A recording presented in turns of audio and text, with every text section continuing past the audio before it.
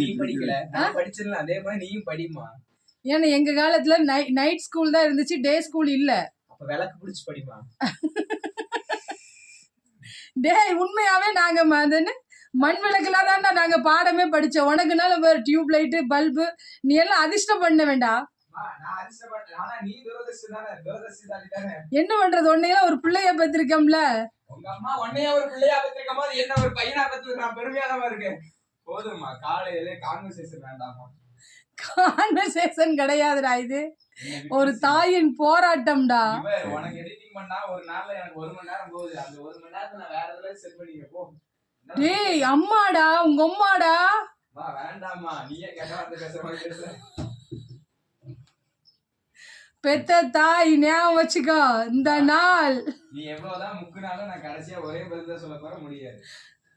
சே நீங்க சொன்னப்பவே ஒரு மருந்தை கொடுத்து கொண்டிருந்தேம்னா